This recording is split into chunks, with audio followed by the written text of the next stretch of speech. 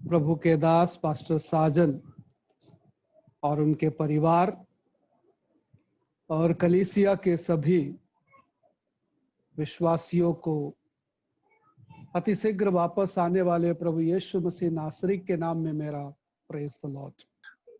हम जो देख रहे हैं याकूब की पत्री, उसके पहले अध्याय के पहले भाग, जिसमें जो याकूब की पत्री हमें सिखा कर आती है आत्मिक परिपक्वता के बारे में। उसमें हम लोग जो है देख रहे थे पहला अध्याय के अंदर में कि एक आत्मिक परिपक्व व्यक्ति हर परीक्षा में धीरजवान होकर खड़ा रहता है।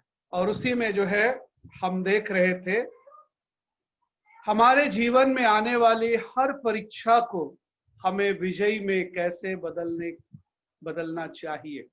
उसके लिए 4 बातें आपके बीच में कल मैंने रखी थी। परीक्षा को विजयी में कैसे बदले, उसके लिए 4 बात आपके बीच में मैंने रखा। एक था कि गणना करे, जो है समझे। दूसरा था उसे जाने, नो। और तीसरा था होने दे। और चौथा था मांगे। ये 4 बात आपके बीच में मैंने रखा था। लेकिन थोड़ा सा जो है परिपक्वता के बारे में थोड़ा मैं आपको आज समझा कर तो फिर उसके बाद हम उस भाग के अंदर में आ जाएंगे। मैच्योरिटी और परिपक्वता क्या होती है। परिपक्वता, आप लोग सब गांव में रहने वाले हैं। आपने कुम्हार के घर में कभी मिट्टी का बर्तन आपने देखा है? सबसे पहले जब कुम्हार जो मिट्टी से बर्तन बनाता है तब वो बर्तन जो है कच्चा रहता है, ठीक है। यदि उस कच्चे जो बर्तन में जिसको पीट कर आकार देता है और बाद में उसको धूप में सुखाता है, लेकिन धूप में सुखाने के बाद में भी हम उसका इस्तेमाल नहीं कर सकते। उसमें पानी डालेंगे तो क्या होगा, घड़ा जो है टूट जाएगा, गल जाएगा। तब कुम्हार एक काम करता है, उसको आग के भट्टी में पकाता है, उसको पकाना बोलते हैं, ठीक है। और दूसरे दिन जब वो पककर लाल होकर बाहर आता है तब वो घड़ा इस्तेमाल करने वाला बन जाता है। परिपक्वता का मतलब वही होता है। यानी जो परिपक्व नहीं है वो कच्चा है और जो परिपक्व है वो पक्का है, ठीक है।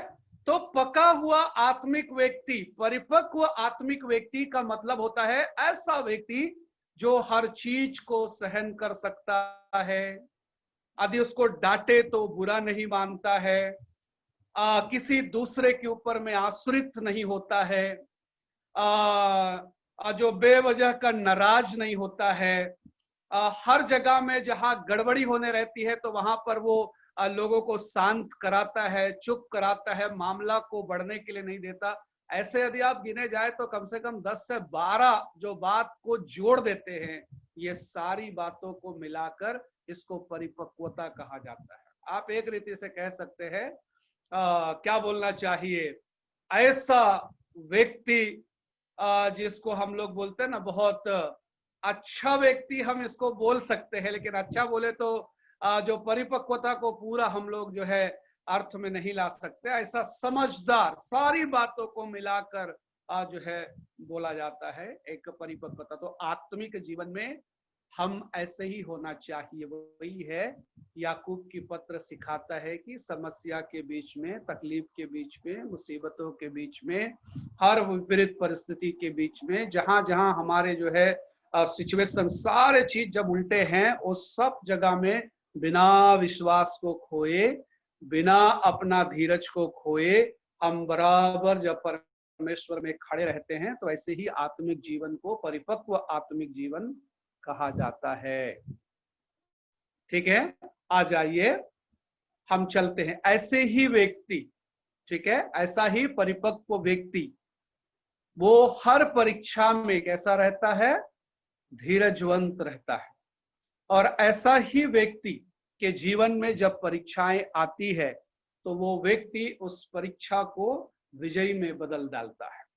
यही है याकूब की पत्र हमें जो सिखाकर आ रहे। तो 4 बात जिसके बारे में हम देख रहे थे, हम आ जाएं अपने अपने जो बाइबल को हम यहाँ देखें क्या लिखकर आता है। दूसरे वचन हम पढ़ रहे थे, हे मेरे भाइयों, जब तुम नाना प्रकार के परीक्षाओं में पढ़ो तो इसे पूरे आनंद की बात समझो।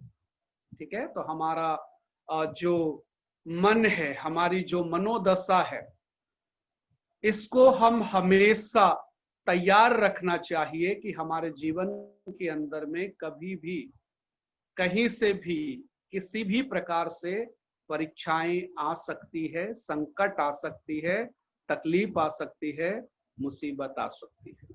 ठीक है, कई बार हम ऐसा, आप जो आपके बीच में वचन प्रचार करते हो बोलते हैं, आप यीशु के पास आ गए, आपके सारे संकट खत्म हो गए। ठीक है, हाँ ये बात सही है, लेकिन जब यीशु के पास में आते हैं तब यीशु आपको एक अच्छा मसीही व्यक्ति बनाने के लिए आपके जीवन के अंदर में ऐसे तमाम संकटों को आने के लिए देता है, ताकि आप आने वाले दिनों में और भी ज्यादा मजबूती के साथ और विश्वास के साथ उसके जो है पास खड़े रह सके। इसके लिए तो यहां पर कहता है कि जब तुम नाना प्रकार के परीक्षा में पढ़ो, तो सच बोला जाए तो हमारा जो रुख है, हमारा जो दृष्टिकोण है, वो हमारे जीवन में आने वाली समस्या के समय हमें मदद करता है। यदि हम ढीले हैं, कमजोर हैं, तो हम तुरंत ऐसे समय में क्या हो जाएंगे, परेशान हो जाएंगे, निराश हो जाएंगे, नाराज हो जाएंगे। हर विश्वासी, मैं अभी तक जो है आत्मिक जीवन में एक बात को देखा, हर विश्वासी यही चाहता है कि उसके जीवन में कोई समस्या ना हो। लेकिन यदि आप ऐसा मानते हैं तो इसका सीधा मतलब है कि आप जो है प्रभु को जानते ही नहीं, या फिर इसका सीधा मतलब है आपके जीवन में विश्वास ही नहीं। क्योंकि जो व्यक्ति ऐसा मांगता है, ऐसा मानता है, वो सीधा सीधा प्रभु का ही विरोध करता है। ठीक है, अभी उदाहरण के लिए, क्या हम कभी अपने बच्चे को गोद से उतारते ही नहीं हैं? जन्मा है तब से लेकर क्या बच्चे को पालने में ही डाल के रखते हैं, झूला में ही डाल के रखते हैं, या फिर पूरा जिंदगी हम उनको कंधे पे ही बिठा के रखते हैं? दुनिया के हिसाब से हम लोग कितने समझदार है ना, थोड़ा देर रखेंगे, थोड़ा देर नीचे रखेंगे, हर समय पालने में नहीं रखेंगे। वो बात हम बड़े ध्यान से सुनते हैं कि यारे भाई बच्चे को ऐसा रखेंगे तो इसका आदत हो जाएगा, बच्चा चलेगा नहीं, बच्चा कुछ करेगा नहीं। ये बात हम बहुत अच्छी रीति से जानते हैं। तो विश्वास जीवन के अंदर में भी प्रभु हर समय आपको गोद में और कंधे में और एकदम दुलारा करते रहेगा, तो आपके जीवन में जब संकट आएगा तो आप कैसे प्रभु में रुकेंगे? क्योंकि आत्मिक जीवन का सबसे बड़ा समस्या शारीरिक समस्या नहीं होती, आत्मिक जीवन का सबसे बड़ी समस्या मानसिक समस्या है। एक व्यक्ति जो है, देखिए, एक व्यक्ति इस दुनिया के अंदर में एक थप्पड़ को बर्दाश्त कर सकता है, एक जख्म को बर्दाश्त कर सकता है, लेकिन एक व्यक्ति कभी भी जो है मन के अंदर में लगे हुए घाव को बर्दाश्त नहीं कर सकता। और यहाँ आत्मिक जीवन के अंदर में इसी के ऊपर जय पाना बहुत जरूरी है, क्योंकि यही चीज कलीसिया के अंदर सबसे ज्यादा पीड़ादायक होती है और कलीसिया में सबसे ज्यादा गड़बड़ करने वाली भी होती है। इसके लिए मैंने बोला ना, हमारा मनोदशा, हमारा एटीट्यूड। क्यों? परमेश्वर का वचन हमें सिखा कर आता है कि हम हमेशा आनंदित रहें, हमेशा खुश रहें, क्योंकि ऐसा व्यक्ति के जीवन के अंदर में किसी के बात का, किसी के करने का और किसी का कुछ कहने का कोई असर नहीं पड़ता, क्योंकि वो अपने खुशी और आनंद में ऐसी बातों को क्या कर देता है, साइड में कर देता है। इसके लिए प्रभु कहते हैं ना, हमेशा आनंदित रहो, सदा आनंदित रहो, क्योंकि हमारा एटीट्यूड यदि यीशु मसीह के जैसे रहेगा तो इस दुनिया के अंदर हमें कोई भी जो है मानसिक त्रास जो है दे नहीं पाएगा। हम उससे हमेशा क्या रहेंगे, बचे रहेंगे।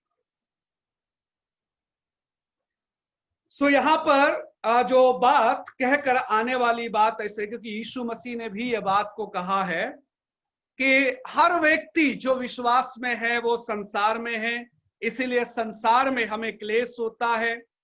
खुद पौलुस ने कहा कि हमें बड़े बड़े जो है कष्ट को उठाकर स्वर्ग राज्य में प्रवेश करना है।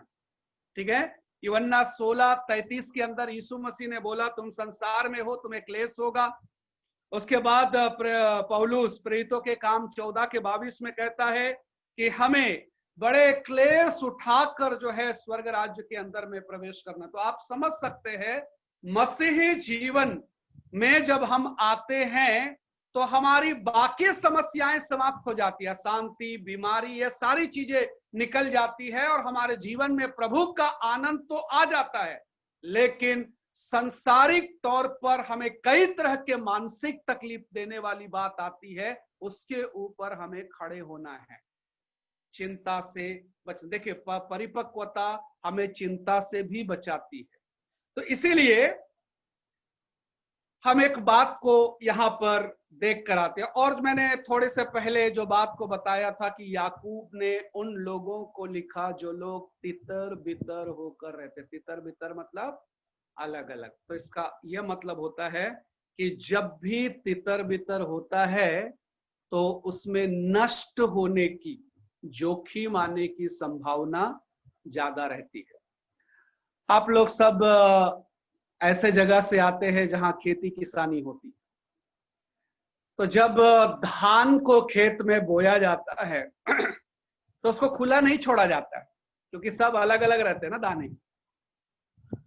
तो नांगर जब जोतने के बाद में जब सब हो जाता है तो बोने के बाद ऊपर से जो है एक पटरा जो है चलाया जाता है, एक लकड़ी का चौड़ा जो है एक ये चीज चलाया जाता है, जिससे क्या हो जाता है पूरा मिट्टी जो है प्लेन हो जाता है और बीज मिट्टी के अंदर चला जाता है, जिससे पक्षियों से वो सुरक्षित हो जाता है। बराबर।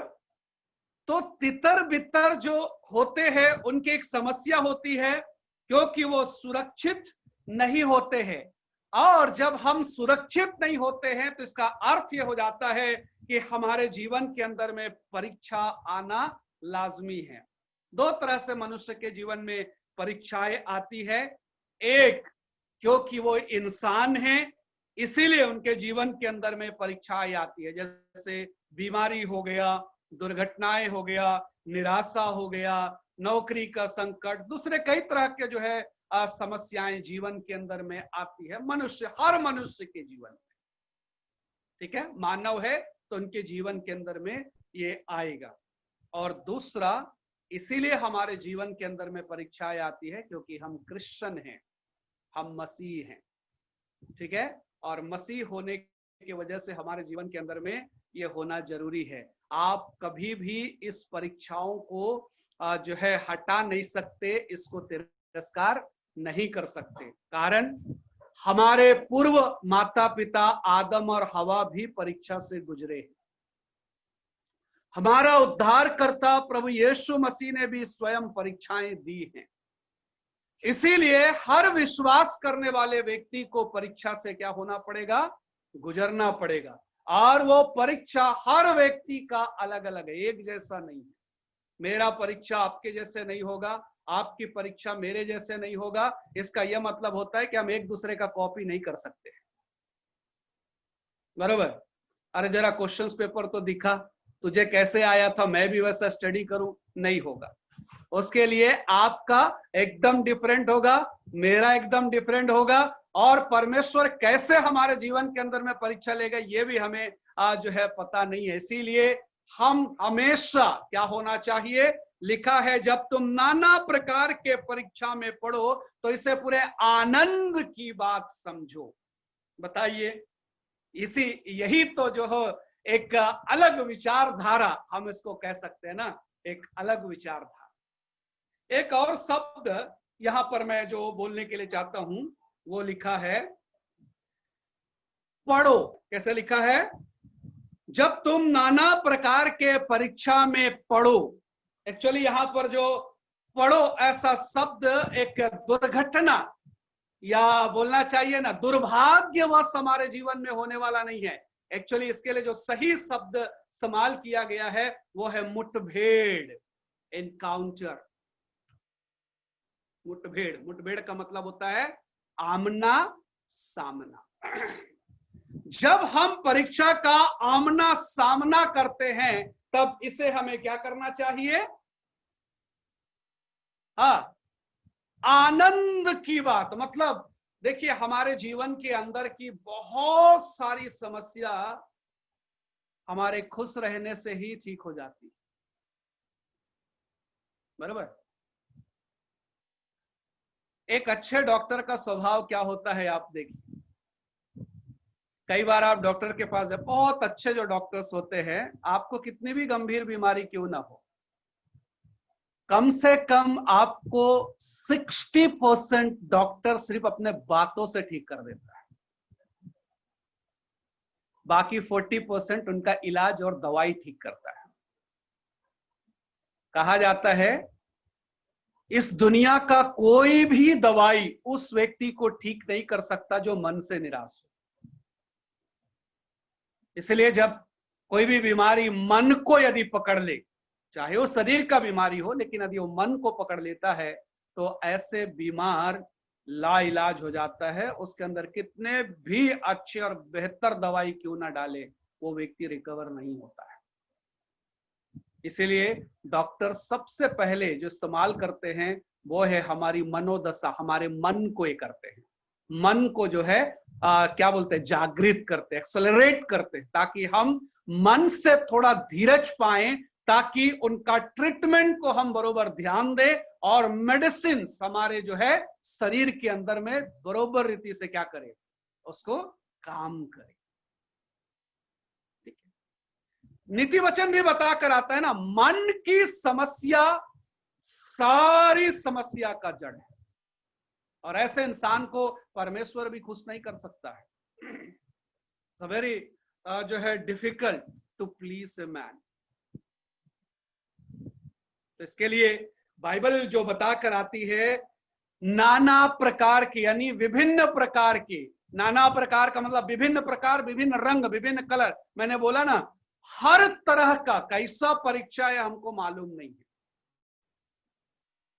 कभी कभी हो सकता है वो परीक्षा हमारे जीवन में आर्थिक रीति से भी हो सकता है, कभी कभी जो है वो परीक्षाएं ऐसे भी आ सकती है जैसे हमें जाल में फंसाते हैं ना, वैसा भी आ सकता है, ट्रैप हो सकता है, कुछ भी हो सकता है। तो लिखता है जब हम नाना प्रकार के परीक्षा में पढ़े तो इसे क्या समझे, आनंद की बात समझे। हमारी जो मनोदशा है, हमारी जो प्रवृत्ति है, हमारा जो स्वभाव है, वो स्वभाव हमारे जीवन में आने वाली हर चीज को क्या करना चाहिए, खुशी से स्वीकार करना चाहिए। ठीक है, सिर्फ आशीष ही नहीं, क्या को भी स्वीकार करना चाहिए, दुख को भी परमेश्वर का आशीष समझकर उसको क्या करना चाहिए, स्वीकार करना चाहिए। मेरी बातें समझ में आ रही है आपको? कहते हैं ना, जीवन के इस सफर में और इस संसार रूपी समुद्र में सिर्फ अमृत नहीं, विष भी होता है। ठीक है, और दोनों का पान जरूरी है।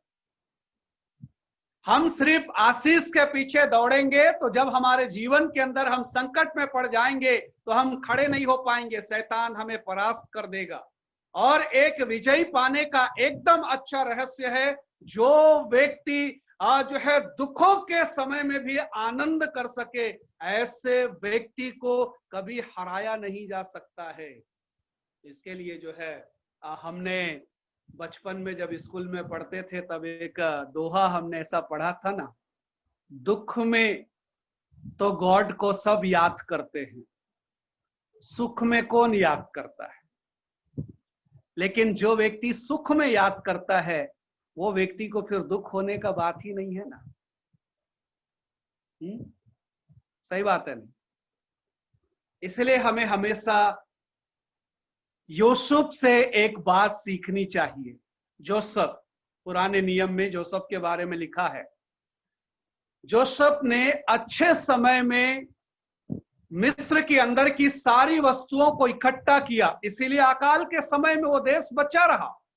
हम लोग क्या करते, दुख के समय दौड़ना शुरू करते परमेश्वर के पास, लेकिन जब अच्छा समय रहता है तब ना हम उपवास करते, ना प्रार्थना करते, ना मांगते। तो अपने जीवन के अच्छे समय में, है ना, दुख में तो सब याद करते हैं, सुख में कोई याद नहीं करता। लेकिन जो व्यक्ति सुख में भी परमेश्वर की महिमा उतनी शिद्दत से करे जैसे दुख में करता है, तो व्यक्ति को दुख कैसा होगा। तो ये है जो है आत्मिक जीवन के अंदर आने वाली हमारी जो है विजय का एक रहस्य। हम हमेशा खुश रहे और हर चीज को हम स्वीकार करें। देखिए, प्रभु की जो है जवाब हर समय हाँ में नहीं आता है, कभी कभी ना में भी आता है, लेकिन ना भी परमेश्वर का आंसर ही होता है। ठीक है, यह हमें सीखना चाहिए। यदि प्रभु ने जवाब नहीं दिया, यदि ना बोला, तो हम उसे स्वीकार करना चाहिए एज ए ब्लेसिंग्स के रूप में। वही हमारे जीवन का विजयी होता है, क्योंकि हम आज देख रहे हैं, लेकिन हमारा परमेश्वर तो आने वाले भविष्य को भी देख चुका है। इसके लिए उसको मालूम है आज से कुछ दिन के बाद क्या गड़बड़ी होगी, इसलिए प्रभु पहले से हमें ना बोलता है ताकि हम उस गड़बड़ी में ना फंसे। सेकंड भाग की ओर हम आगे जाएं। जाने, तीसरा वचन, यह जानकर कि तुम्हारे विश्वास के परखे जाने से धीरज उत्पन्न होता है। ठीक है, सेकंड जानना, अंडरस्टैंडिंग। हमारे जो है हृदय को हम ऐसे हमेशा बनाकर रखना चाहिए कि हम उसे समझने की कोशिश करना है। ठीक है, द विल ऑफ गॉड, इसको हमेशा जानने की कोशिश करना है कि मेरा प्रभु मुझसे क्या चाहता है, उसकी क्या मर्जी है, उसकी क्या इच्छा है। तो लिखता है आगे, यह जानकर कि तुम्हारे विश्वास, हम जानकर समझकर कि हमारे विश्वास के परखे जाने से क्या उत्पन्न होता है, धीरज। ठीक है, जो परिपक्वता का एक चिन्ह भी है धीरज। ठीक है ना, और किसी इंसान के अंदर में धीरज 1 या 2 दिन में नहीं आता है, इसको पैदा करने के लिए बहुत मेहनत करनी पड़ती है इंसान को। मैंने बोला ना, किसी भी इंसान को आपको समझना है तो उसके साथ में रहिए, 24 घंटे में आपको पता चल जाएगा कि वो इंसान की खासियत क्या है। उसको उंगली कीजिए या गुस्सा दिलाइए, उसके अंदर धीरज आपको पता चल जाएगा। ठीक है, हमारे बीच में बड़े बड़े जो है प्रभु के दास लोग हैं, पवित्र जन लोग हैं, भक्तिवान लोग हैं, लेकिन अचानक से जब उनके भक्तियों में परिवर्तन होता है तब हम आश्चर्य होते हैं ना। ये वही वजह है। कारण क्या है मालूम है? क्योंकि आत्मिक जीवन प्रदर्शन सिर्फ दिखाने से नहीं होता है, वास्तविक चीज को हमें प्रकट करना चाहिए। और वास्तविक चीज कब प्रकट होगी? जो चीज हमारे हृदय में होगी वही चीज तो प्रकट होगी ना। तो यीशु मसीह कहते हैं जो मन में भरा है वही हमारे मुख में और जीवन में दिखाई देता है। तो इसीलिए हमारे हृदय के अंदर हम क्या करना चाहिए? परमेश्वर की इच्छा को रखना चाहिए, जानना चाहिए। लिखा है हमारे विश्वास के जो है परखे जाने से क्या होता है? धीरज उत्पन्न होता है।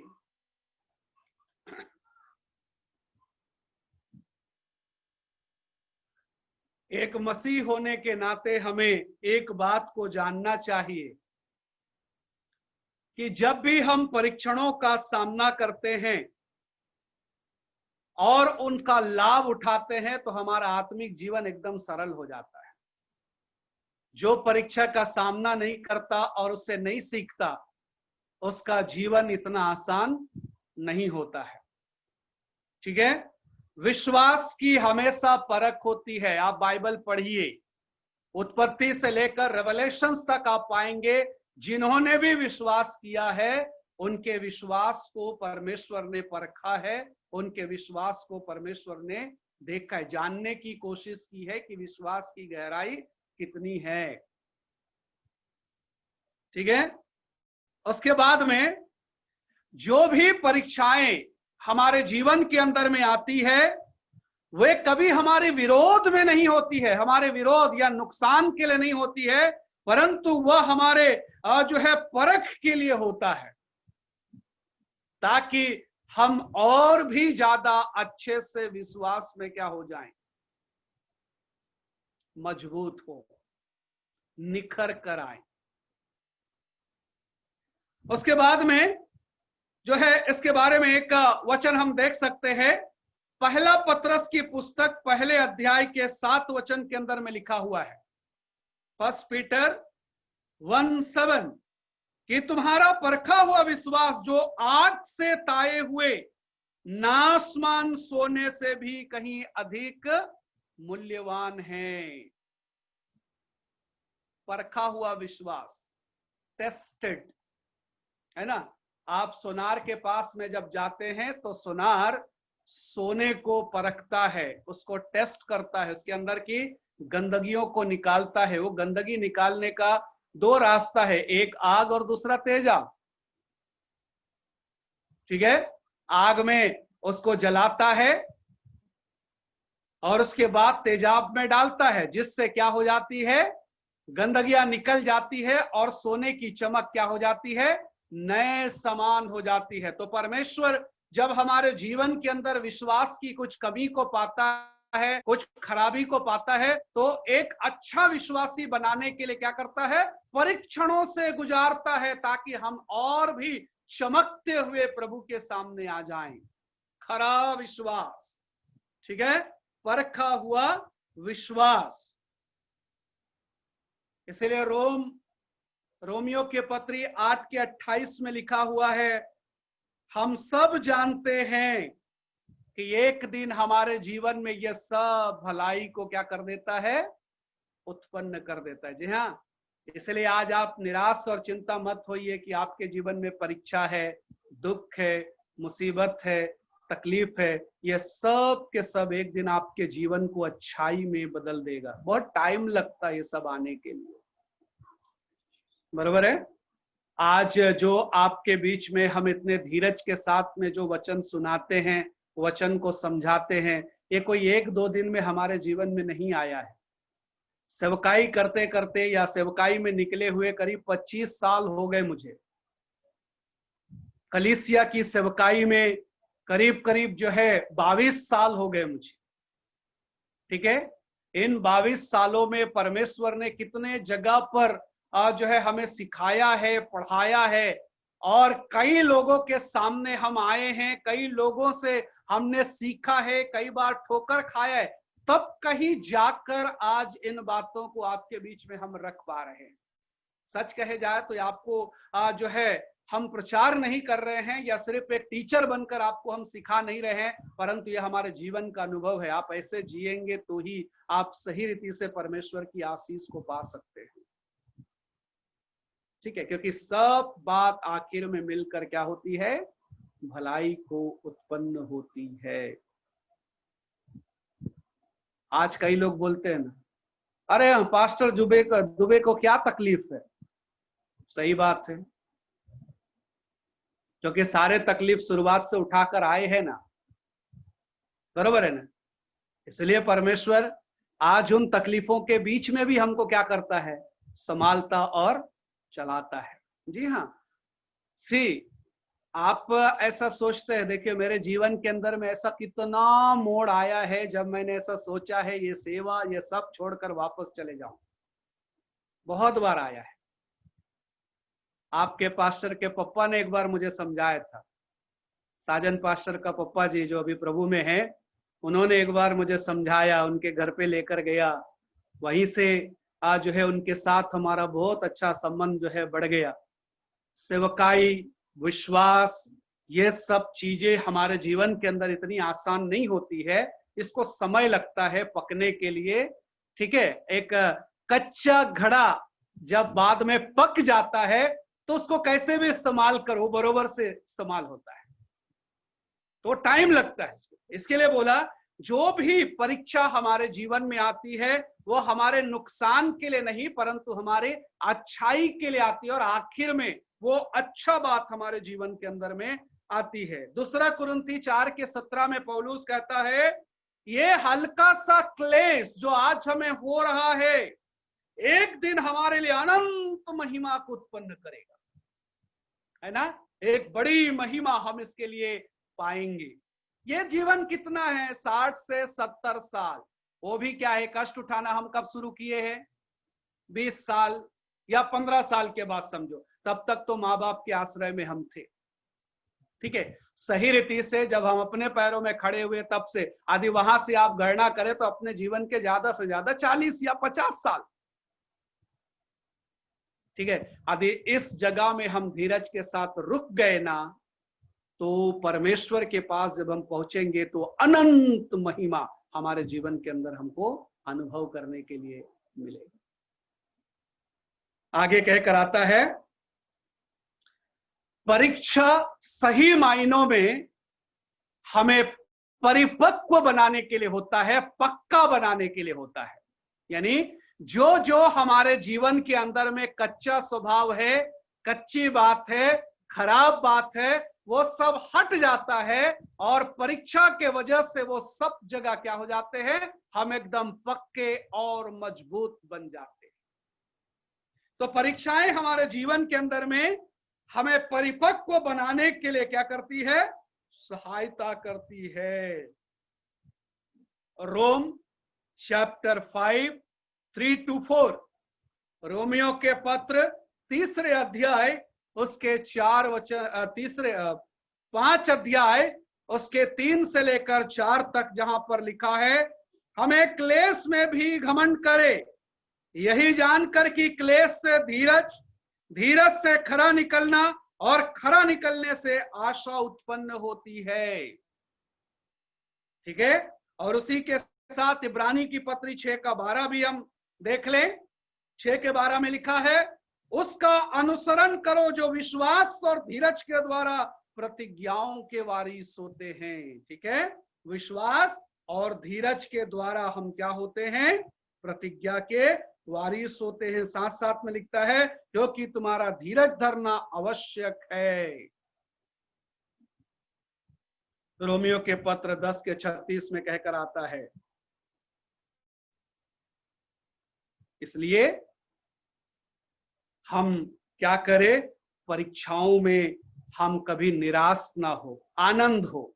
इसके लिए लिखा है ना, जब नाना प्रकार के परीक्षा में पढ़ो तो इसे क्या समझो, आनंद की बात समझो। क्यों, क्योंकि परखना जरूरी है, क्योंकि वो हमारे विरोध में नहीं है, क्योंकि परीक्षा हमें क्या बनाता है, परिपक्व बनाकर लाता है। क्योंकि परमेश्वर हमें क्या बनाना चाहता है, धीरजवंत बनाने के लिए चाहता है।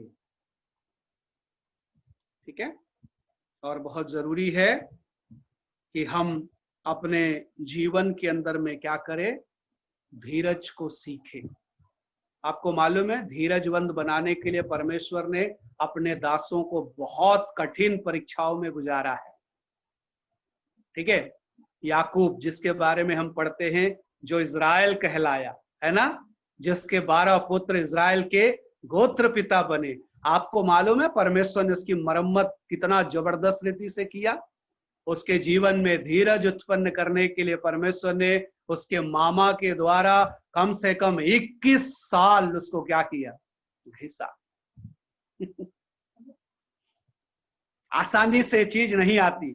21 साल के बाद घर से जो अपने मामा के घर में गया हुआ याकूब एकदम बदल गया, है ना। इसीलिए तो जब अपने बड़े भाई को देखा तो बार बार भूमि पर क्या किया, उसने झुककर दंडवत किया। एक्चुअली नियम के अनुसार याकूब ही बड़ा था, क्योंकि एसाव ने अपना पहलौठा अपने भाई को बेचा था।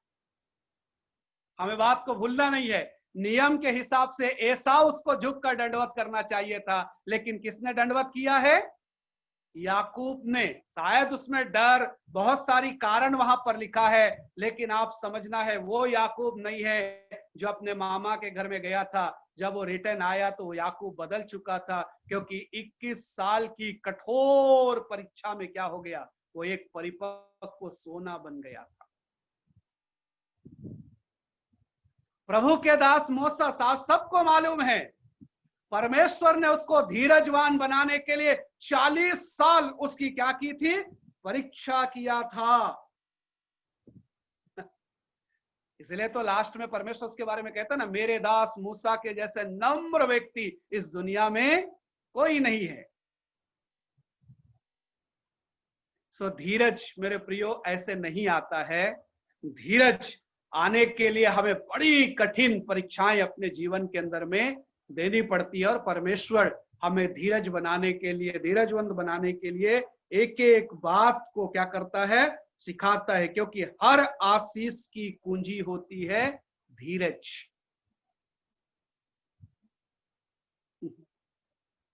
ठीक है, सारी आशीषों का रास्ता है धीरज, क्योंकि विश्वास के अंदर जो धीरज नहीं धरता वो व्यक्ति विश्वास जीवन में कुछ नहीं कर पाता है। हर जगह धीरज है ना। अच्छा खाना बनाने के लिए भी आपको धीरज धरना पड़ता है, अच्छा फसल आने के लिए भी आपको धीरज धरना पड़ता है, कहीं आपको यात्रा करना है तो भी धीरज, धीरज नहीं धरेगा तो क्या होगा। इसके लिए तो कभी कभी आप देखा होगा, ये रास्ते में चलने के समय में जो लिखा हुआ है ना, अति घाई जीवनाचा जाई, मतलब हम जो ज्यादा घाई करते हैं तो क्या हो जाएगा, हमारा जीव हानि हो सकता है। धीरज के साथ में संभल कर जब हम आगे बढ़ते हैं तो क्या होता है, बहुत सारी चीजों से हम बच जाते हैं। ठीक है, और इतना ही नहीं कि परीक्षा हमारे जीवन के अंदर हमारे धैर्य के चरित्र को निर्माण करती है। धीरे धीरे परीक्षा आने से धीरज वाला जो स्वभाव है, जो चरित्र है, वो हमारे अंदर क्या होने लगता है, पनपने लगता है, विकसित होने लगता है। आप जितने भी बड़े बड़े परमेश्वर के दासों के बारे में बाइबल के अंदर में पढ़ते हैं, वो सब ने अपने जीवन में कठिन परीक्षाएं दी, बराबर, कठिन परीक्षा। किसी को इतनी जल्दी हर चीज प्राप्त नहीं हुआ है। इब्राहिम को अपने ही पुत्र की प्राप्ति के लिए 25 साल इंतजार करना पड़ा। यूसुफ को अपनी जो है दर्शन को जो वो पाया था उसे प्राप्त करने के लिए उसे 13 साल क्या करना पड़ा, कठिन प्रयत्न में चलना पड़ा। मोसेस को इतनी बड़ी सेवकाई को पाने के लिए 80 साल जो है मेहनत करने पड़े। ठीक है, और इतना ही नहीं, आगे भी बहुत सारे, डेविड के बारे में लिखा है, राजा का अभिषेक होने के बावजूद भी राजगद्दी पाने के लिए उसको कितनी साल इंतजार करना पड़ा है। ये सब परमेश्वर सब चीजों की प्रतिज्ञा हमारे जीवन में की है। इसका यह मतलब नहीं है कि ले जाके सब हमारे हाथ में धर देगा। वो देने से पहले हमारे जीवन को परखता है कि हम उसकी आशीष को संभाल पाएंगे या नहीं संभाल पाएंगे। ठीक है, तो इसीलिए हर मसीही व्यक्ति को धीरज आने के लिए, विश्वास के परखे जाने से क्या होता है, धीरज उनके जीवन के अंदर में उत्पन्न होता है। उसके बाद हम देखते हैं फोर्थ वचन जो वर्ड्स है, और हमारा तीसरा पॉइंट, होने दे, समर्पित इच्छा या फिर डेडिकेट होना चाहिए। समर्पित इच्छा, हमारा जो अपने आप को, अपने जो इच्छाओं को हम हमेशा क्या करना चाहिए, प्रभु के हाथ में समर्पित करना चाहिए। एक प्रभु के दास को मैंने ऐसे कहते हुए सुना, परमेश्वर कभी भी हमारी इच्छाओं की पूर्ति नहीं करता है, वो हमारी जरूरतों की पूर्ति करता है, बराबर। हाँ, वही इच्छा आपकी पूरी होगी जो इच्छा परमेश्वर की इच्छा के साथ में मेल खाती है। यदि आपने एक इच्छा रखा है, वो इच्छा यदि परमेश्वर की इच्छा से मेल खाता है तो आपको मिलेगी। नहीं तो इंसान तो कुछ भी इच्छा कर सकता है ना। अरे इंसान का इच्छा का कोई आप अनुमान लगा सकते हैं क्या? कुछ भी मांग ले। हम लोग का मांगना, हम लोग का सोचना ही बहुत खतरनाक है, मालूम है। तो मांगते क्या हमको ही समझ में नहीं आएगा। बरोबर। अभी कोई व्यक्ति कहे प्रभु मुझे एक ही दिन में करोड़पति बना दीजिए, क्या प्रभु के लिए कोई असंभव है? बहुत सारे वचन हैं। ऐसा बोलकर यदि परमेश्वर ने हमको करोड़पति बना दिया, समझ जाओ हमारी इच्छा पूर्ति हो गई। तो हम ऐसे इंसान है, मालूम है, रात में हम गरीब हैं, सुबह हम करोड़पति बन गए ना तो पूरे गांव को हिला डालेंगे हम। ठीक है। और हम करोड़पति बने ही, ये सिर्फ गांव को नहीं पूरे शहर को मालूम पड़ जाएगा और दोपहर तक पुलिस हमारे घर में आ जाएगी। ठीक है। फिर police, income tax, over tax सब आकर पहुंच जाएंगे और पूछेंगे आपको 1 करोड़ कहां से मिला? आप बोलेंगे मुझे प्रभु ने दिया है। फिर वो आपको इतने डंडे मारेंगे और बोलेंगे चलो मेरे को भी मांग के दो 1 करोड़ बोल के। आप कुछ साबित कर पाएंगे? साबित कर पाएंगे? ये हमारी इच्छा। बरोबर। इतना सारा अमाउंट प्रभु दे भी दिया समझो तो हम फंस जाएंगे, पुलिस हमको मारेगी, बोले प्रभु ने दिया है। हम प्रभु को बोलेंगे आपने मुझे कहां फंसा दिया ये देकर। भाई प्रभु आपको 1 करोड़ क्या, आपको 10 करोड़ देगा, लेकिन ऐसा देगा कि आपकी जरूरतें भी पूरी हो जाएंगी और आपको ये चीज भी मिल जाएंगी और किसी दुनिया को भी पता नहीं चलेगा और आप भी पागल नहीं होंगे। प्रभु जानता है हमको क्या और क्या कितना देना चाहिए। उससे ज्यादा देगा ना तो हम खुद ही पागल होकर अपने आप को नुकसान पहुंचाने लग जाते हैं। ये तो छोड़ दीजिए, 1 करोड़ की बात, छोटा सा कुछ हो जाए तो हम कितना पगला जाते हैं, मालूम नींद नहीं आती हम लोगों को, अजीब सा हरकत करने लगते हैं, आधा पागलपन उसी समय आ जाता है। मतलब प्रभु की आशीष तो काम किया ही, साथ में हम शैतान को भी इनवाइट कर देते हैं हमारे जीवन के अंदर। लो वो उधम मचाना शुरू कर देता है। आशीष क्या है, प्रभु का काम क्या है, शैतान का काम क्या, दोनों समझ में नहीं आता, दोनों मिलाकर हम काम करते हैं और ऐसे समस्या पैदा कर देते कि वो प्रार्थना से भी बाहर नहीं जाता। इसके लिए मैंने बोला प्रभु हमारी इच्छाओं को पूरा करता है। जी हाँ, यदि आपके जीवन के अंदर में इतना का आवश्यकता है तो प्रभु उसे कैसा पूरा करेगा आप भी समझ नहीं पाएंगे। वो है हमारा प्रभु। इसीलिए प्रभु को आप क्या करें, अपनी इच्छा प्रभु के हाथ में सौंपे और होने दे।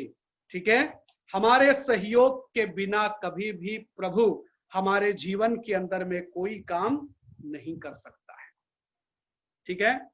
जब हम परमेश्वर का विरोध करते हैं तभी परमेश्वर हमारी क्या करता है, ताड़ना करता है। यदि हम अपने आप को उसके हाथ में सौंप दे तो परमेश्वर हमें बराबर रीति से क्या करेगा, परिपक्व बनाएगा।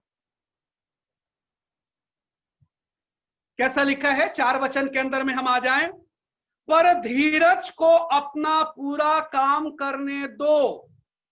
ठीक है। क्या लिखकर आता है, पर धीरज को अपना पूरा काम करने दो कि तुम पूरे और सिद्ध हो जाओ और तुम्हें किसी बात की घटी ना होगी।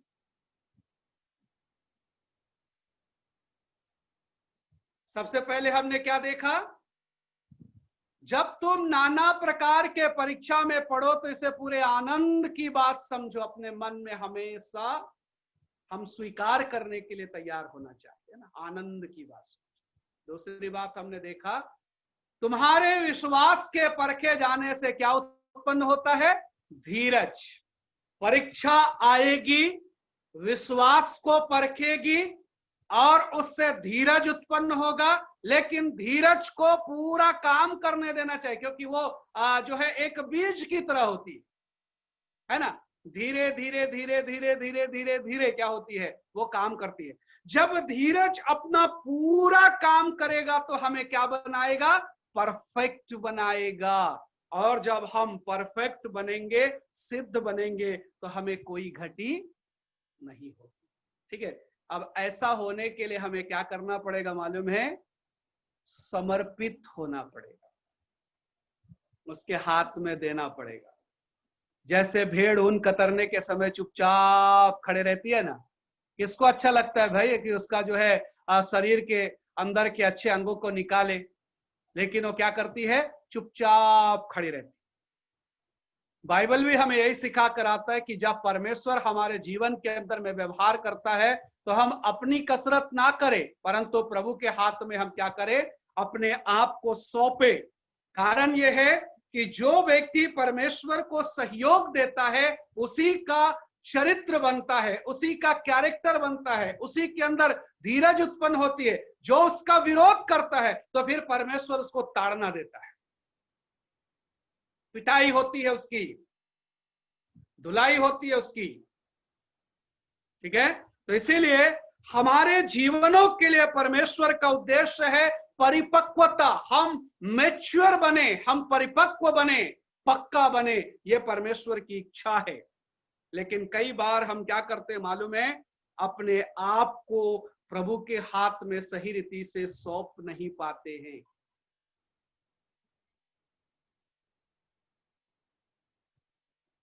पौलुस हमें बताता है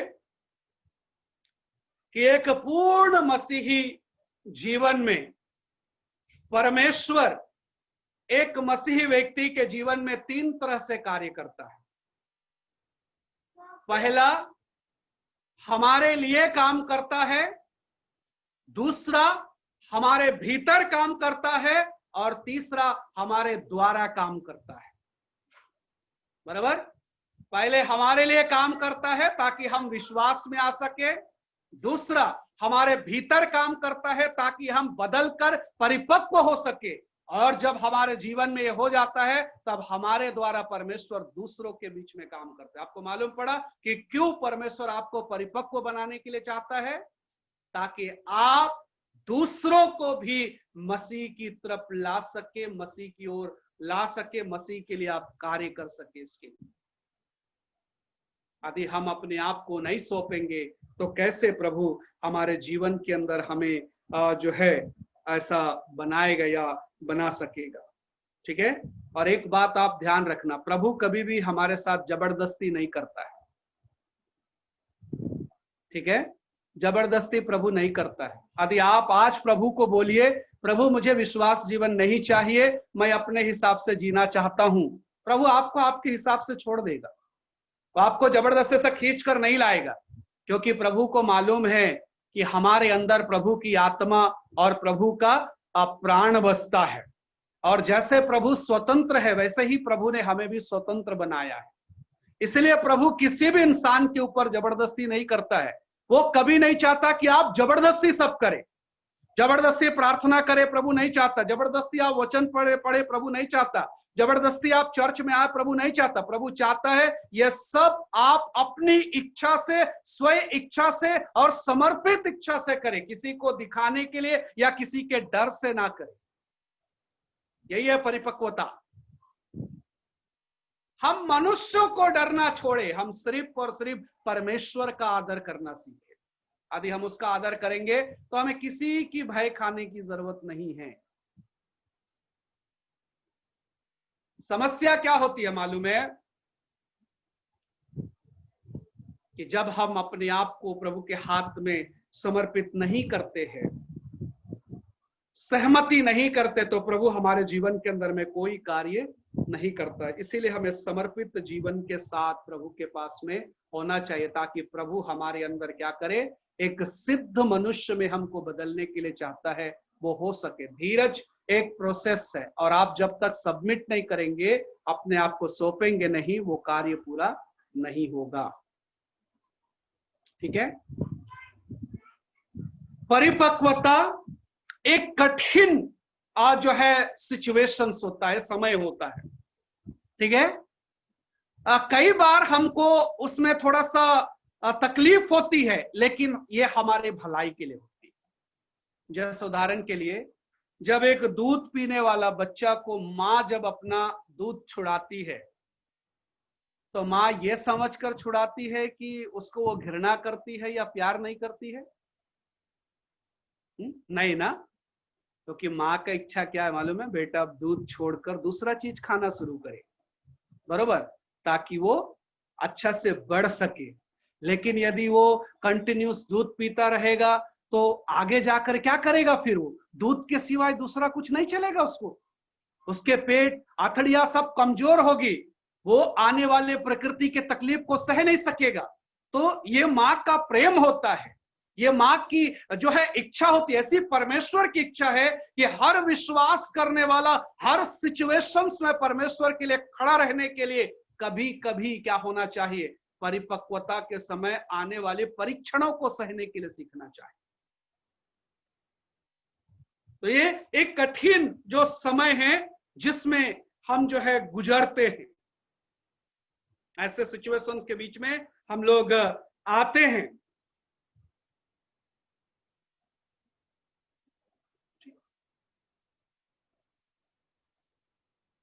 तो ये जो बात यहां पर कहकर आता है कि देखिए, पर धीरज को अपना पूरा काम करने दो और तुम पूरे और सिद्ध हो जाओ कि तुम में किसी बात की घटी ना हो।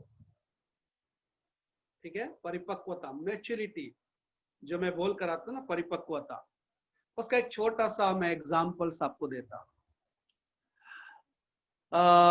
आपने कभी कोसा का कीड़ा देखा है? झारखंड वालों को मालूम होगा, लोग रेशम के कीड़ा को हमारे उधर कोसा बोलते हैं। जो रेशम का कीड़ा होता है ना, उसका एक घर होता है, वो एक छोटे अंडे के जैसे होता है,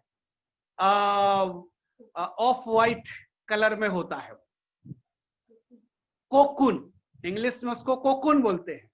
कोसा, हम लोग के उधर कोसा होता है, उसको लोग बाजार में बेचते भी है।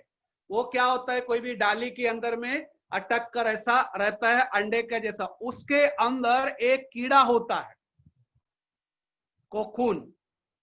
ठीक है, और वो कीड़ा जब उसमें से बाहर निकलता है मैच्योर होके, तो इतना छोटा सा एक होल बनाकर बाहर आता है। ठीक है, और जब उस होल से बाहर निकलता है तो एक सुंदर बटरफ्लाई में वो चेंज हो जाता है। हम लोग एक बार गांव में जब जंगल में जा रहे थे तो एक रेशम के कीड़े को ऐसे ही निकलते हुए देख रहे थे। तो मेरे एक दोस्त ने क्या किया मालूम है, उसका तकलीफ देखकर, क्योंकि बहुत तकलीफ से वो निकलता है, वो देखकर उसने क्या किया, उस होल को थोड़ा सा फाड़ के बड़ा कर दिया। ठीक है, कीड़ा बाहर आ गया, लेकिन हमने देखा जितना बाहर आया था वो मैच्योर था, और जितना बाद में बाहर निकला वो मैच्योर नहीं था, परिपक्व नहीं था, और थोड़ा देर के बाद रेशम का कीड़ा मर गया। बहुत साल के बाद हमको पता चला कि ऐसा क्यों होता है। ऐसा इसलिए होता है कि जब उस कोकून के कोसे के अंदर में रहता है, कोकून के अंदर में रहता है, तो वो कीड़ा एकदम भद्दा, चिपचिपा और एकदम बेकार दिखता है। लेकिन जब एक छोटे से होल से निकलता है तो उसका मोटा सा शरीर एक पतला और सुंदर बटरफ्लाई और सारे चिपचिपा चीज क्या हो जाता है, उसके अंदर से बाहर आने के समय एकदम क्लीन होकर क्या होता है, वो बाहर निकलता है। तो एक अच्छा और सुंदर और एक अच्छा विश्वास और मसीही जीवन के लिए परमेश्वर कभी कभी हमें ऐसे छोटे छोटे जो है कठिन परीक्षणों से गुजारता है, ताकि हम एक सुंदर विश्वासी के रूप में क्या हो सके, इस दुनिया के अंदर में बाहर आ सके। यदि हम वो नहीं चाहेंगे, हम ये नहीं चाहिए बोलेंगे, तो हम एक भद्दा, अनफिट एक क्रिश्चियंस रहेंगे। बराबर, जो सिर्फ कलीसिया के लिए तकलीफ नहीं, दूसरों के लिए तकलीफ और खुद के लिए भी तकलीफदायक रहेगा। तो इसीलिए धीरज को पूरा काम करने दो, ठीक है, ताकि तुम सिद्ध हो जाओ और तुम्हें किसी बात की घटी ना हो। आखिरी पॉइंट हमने देखा था वो था मांगना। ठीक है, जिसके अंदर हम देख कर आ रहे थे जो है मांगने के विषय में हम देख रहे थे। आइए उसके बारे में थोड़ा सा बात जो है हम देखकर आगे बढ़े। एक विश्वासी मन, मांगने के लिए एक अच्छा विश्वासी मन चाहिए। दुष्ट मन, अविश्वास से भरा हुआ मन नहीं, एक अच्छा मन की जरूरत है। और आपको मालूम है विश्वास जीवन में सारा खेल मन के ऊपर में है। हमारा हृदय अच्छा नहीं, इसके लिए तो कहा जाता है ना, मन चंगा तो कठौती में गंगा। गंगा जाने की जरूरत नहीं है, आप घर के अंदर में भी शुद्ध हो सकते हैं। बराबर। लोग दुनिया की यात्रा करते हैं लेकिन मन के अंदर का चीज ठीक नहीं करते। हजारों मील करोड़ों मील जाके आके भी कोई फायदा नहीं है, क्योंकि वो वैसा का वैसा ही रहेगा। मैंने एक बार बताया था केरला का एक घटना। एक जो है आंटी जी ने, उसके पति जब सबरीमला जा रहे थे, सबरीमला केरला का एक तीर्थ स्थान है, तो उसके हाथ में एक कपड़ा में बांध कर उसने करेला दे दिया और उसके कमर में बांध कर बोला, ये जो करेले का जो फल है उसको आप, सब्जी है उसको फेंकना नहीं, उसको उसमें बांध के दे दिया उसको, और बोला कि जाओ यात्रा करके आओ, इसको फेंकना नहीं करके।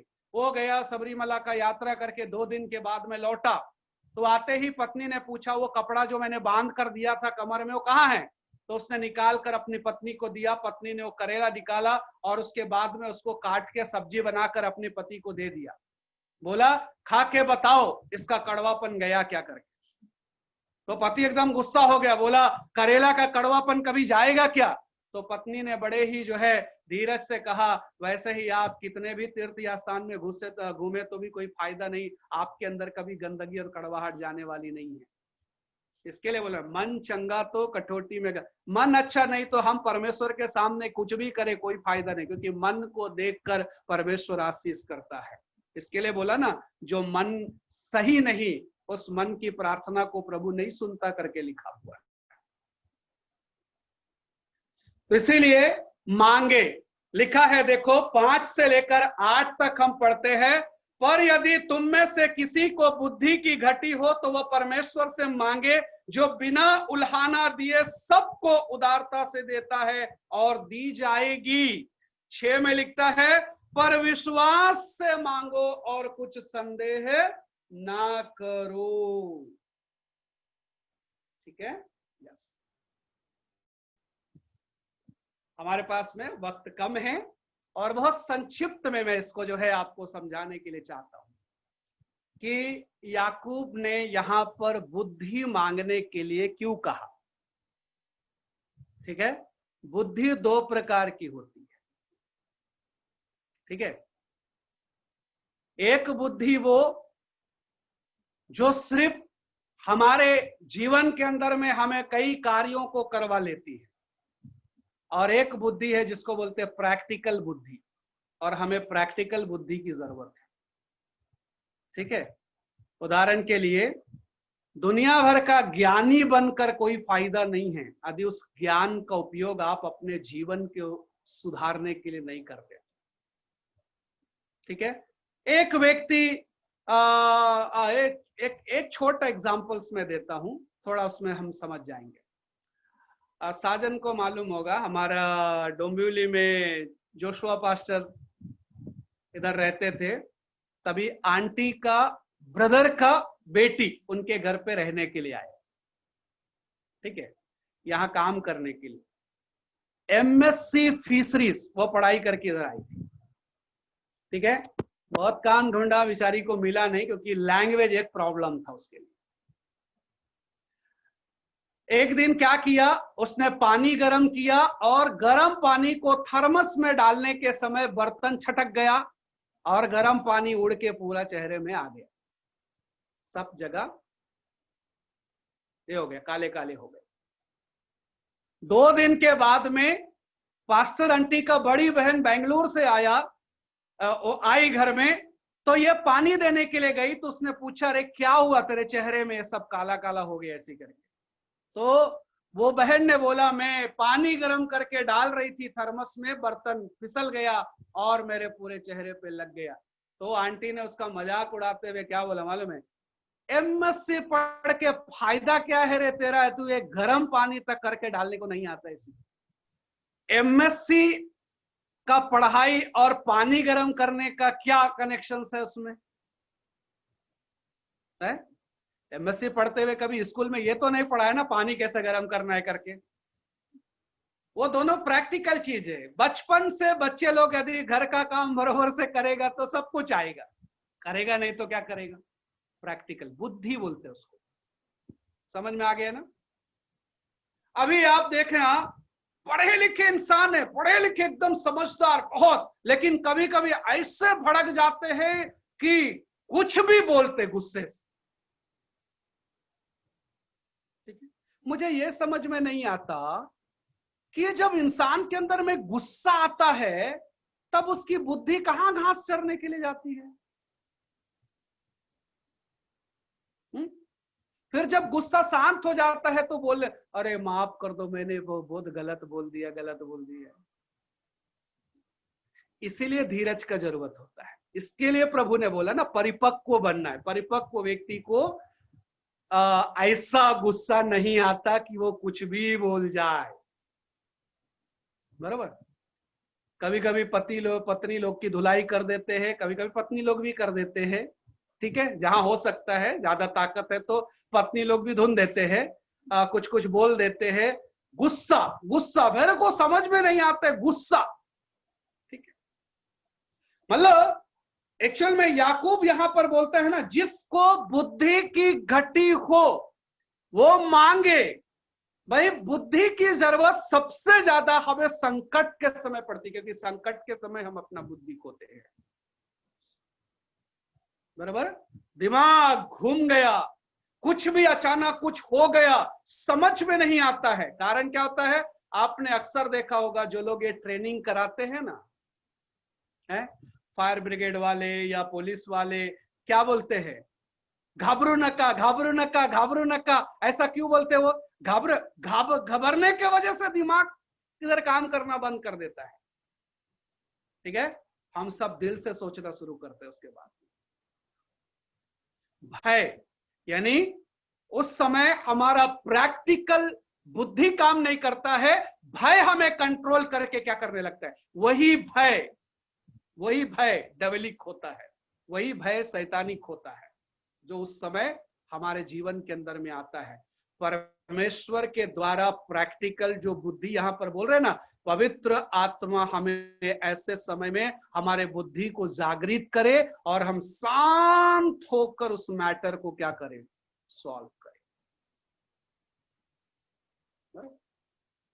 तो लिखकर आता है मैच्योरिटी जीवन में बहुत जरूरी है, क्योंकि जो लिख कर आते हैं कि याकूब कहकर आता है कि बुद्धि के विषय में, वो खास करके जब यहूदियों को लिखता है बुद्धि के विषय में, क्योंकि यहूदी लोग बुद्धि को बहुत प्रेम करते थे, बुद्धिमानी। इसके लिए नीति वचन के अंदर में बुद्धियों का कितना उपयोग बताया गया है, क्योंकि यहूदियों को ये बुद्धि जैसे बात से बड़े प्रेम था, उनको ये चीज बहुत लगाव था। और लिखा है परखे जाने के समय बुद्धि की बड़ी आवश्यकता हमारे जीवन के अंदर में आती है, ठीक है। परखना, मैं कहने का मतलब, जब टेस्ट हमारे जीवन में आती है तभी हमारा दिमाग घूमता है। संकट, परीक्षा, ऐसा कोई भी चीज आता है तब हमारा दिमाग घूमता है, उस समय हमें बुद्धि की आवश्यकता पड़ती है। तो लिखा हुआ है कैसा मांगना है, यदि तुम में से किसी को बुद्धि की घटी हो तो परमेश्वर से मांगे, जो बिना उल्हाना दिए सबको उदारता से देता है और उसको दी जाएगी। विश्वास से मांगे और कुछ संदेह ना करे, संदेह करने वाले समुद्र के लहरों के समान होता है। ये विषय को आपके पास्टर जी बाद में आपको अच्छा रीति से एक्सप्लेन कर देंगे, ठीक है। लेकिन विश्वास से मांगना, ठीक है, विश्वास करना बहुत जरूरी है, क्योंकि जो भी व्यक्ति परमेश्वर के पास आता है और उस व्यक्ति को यदि विश्वास ना हो तो उस व्यक्ति के जीवन के अंदर में कुछ भी चीज होना बहुत मुश्किल है, ठीक है। क्योंकि लिखा जाता है प्रार्थना करने वाले का सबसे बड़ा शत्रु होता है अविश्वास। यदि हमारे मन के अंदर थोड़ा भी अविश्वास है तो हमारे जीवन के अंदर में हम कभी भी क्या नहीं करेंगे, सफल नहीं पाएंगे। इसको दो उदाहरण दिया है याकूब ने, समुद्र के लहर और दुचित्ता। दो मन रखने वाला, कोई भी इंसान के अंदर दो मन नहीं होता, एक ही मन होता है, ठीक है। इसलिए दो मन ना हो, डबल माइंडेड बोलते हैं। ये बोलते हैं ना तो आपको मरने देगा ना आपको जीने देगा, ये होता है डबल माइंडेड, ठीक है। और ऐसे इंसान का बहुत मुश्किल है, बेड़ा पार नहीं हो सकता है, बीच में अधर्म ही अटक जाएगा। तो इसीलिए प्रार्थना करने वाला विश्वास के साथ में प्रार्थना करे, बिना संदेह के साथ में प्रार्थना करे, और जो कुछ भी मांगता है वो उसके जीवन के अंदर में हो जाएगा। ठीक है, तो 4 बात हमने आज देखा। अपने जीवन में आने वाली परीक्षा को विजयी में बदलने के लिए हमारा जो है मनोभाव सही होना चाहिए, हर्षपूर्ण होना चाहिए, आनंदमय होना चाहिए हमारा मन। दूसरा हमने देखा जानना, परमेश्वर की इच्छा और परमेश्वर की बात को हमें समझना, अपने हृदय को उसके लिए तैयार रखना। तीसरा होने देना, रुकावट नहीं डालना, अपने आप को समर्पित कर देना ताकि परमेश्वर हमें सही रीति से बना सके, संवार सके, जो है कुछ कर सके। और चौथा, मांगने के समय विश्वास से भरे हुए हृदय के साथ में हमें मांगना चाहिए, क्योंकि मन अच्छा नहीं है तो परमेश्वर कभी हमारा जो है सम्मान और आदर नहीं करेगा, हमारी प्रार्थना को नहीं सुनेगा। ठीक है, तो हम लोग देख रहे थे परिपक्व मसीही जीवन, है ना, आत्मिक परिपक्वता के बारे में हम देख कर आ रहे थे। और एक आत्मिक परिपक्व व्यक्ति हमेशा धीरजवंत होता है, गुस्सा करने वाला नहीं होता है, हर परिस्थिति को सहने वाला होता है, हर स्थिति में खड़ा हुआ होता है, प्रार्थना करने वाला होता है, दूसरे को क्षमा करने वाला होता है, यदि कोई डांटता है और उसमें सच्चाई है तो उसको सुनने वाला होता है। एक परिपक्व व्यक्ति एक छोटे बच्चे से भी ज्ञान लेने के लिए तैयार रहता है। ये परिपक्व व्यक्तियों की निशानियां हैं। ठीक है, और ऐसे परिपक्व व्यक्ति परीक्षा के समय हमेशा धीरज से खड़ा होता है, और ऐसा व्यक्ति आने वाले हर परीक्षा को अपने जीवन में विजयी में बदल देता है। सो आइए इन वचनों को अपने जीवन के अंदर में हम ले और अपने जीवन को हम एक विजयीमय जीवन की तरफ हम लेकर जाएं। सो जब भी आप परीक्षा में, तकलीफ और मुसीबत में पड़ते हैं, इसे आनंद से अपने जीवन में स्वीकार करें। आप सोचे प्रभु जरूर इससे कुछ अच्छा बात निकालेगा। दूसरी बात, आप इसे परमेश्वर की इच्छा समझिए, इसके पीछे एक परमेश्वर का उद्देश्य क्या है वो जानने की कोशिश कीजिए, और उसके बाद अपने आप को प्रभु के हाथ में सौंप दीजिए, और उसके बाद परमेश्वर से मांगते रहिए, संदेह ना कीजिए। निश्चय परमेश्वर हमें विजय की ओर बढ़ाएगा। प्रभु इस वचन में मुझे हम सबको आशीष दे। मुझे वक्त दिए प्रभु के दास पास्टर साजन और कलीसिया के लिए मैं धन्यवाद करता हूँ। Praise the Lord.